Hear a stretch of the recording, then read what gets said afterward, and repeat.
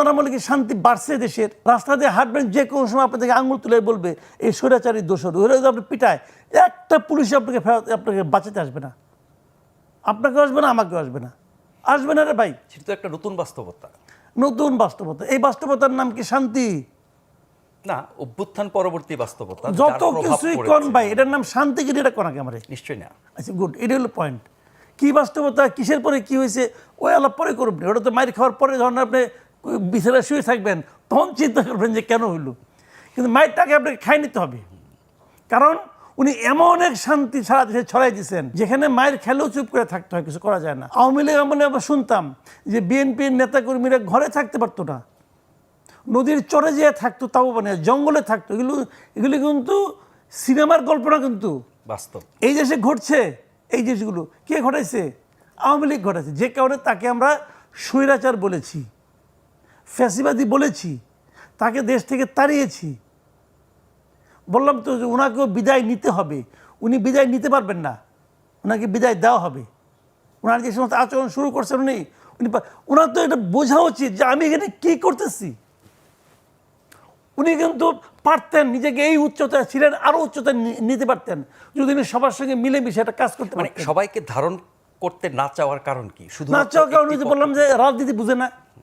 তাহলে যারা রাজনীতি বোঝেন, বহু বছর ধরে রাজনীতি করছেন, তাদের সহযোগিতা পরামর্শ নিলে উনি নাই তো উনি প্রথমে কি বলছেন দেখেন, আবার খেয়াল করেন। আবার ওই আমি ওনার 25শে অগাস্টের বক্তৃতাটা আপনাকে আবার পড়তে বলবো, আজকে পড়ে অনেক জ্ঞান লাভ করবেন এখান থেকে।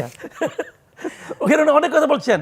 উনি বলছেন আমরা অন্য জগতের লোক, আমরা এগুলি বুঝি না। আমরা মানে উনি একা না, আমরা সবাই বলে। তার মানে কি উনি অন্য জগতের লোক। নুরুল কবির কাছে ইন্টারভিউ বলেছেন যে আমি এগুলি বুঝি না। তো বলছে তাহলে অন্য যারা ভুল টুল করে তাদের কিছু বলেন না। ওনাদের কি বলবো, আমি তো ভুল করি, আমি তো বুঝি না। তো যে লোকটা বোঝেন না, জানেন না, উনি যদি ওই দায়িত্বটা নেন, এক নম্বর ওনার দায়িত্ব নিয়েছেন নাকি সবাই মিলে তাকে দায়িত্বে বসিয়েছে? আচ্ছা আপনাকে আমি বলি ভাই, আপনাকে আমি বলি একটা কথা, আপনি আমার খুব ক্লোজ লোক, ঠিক আছে?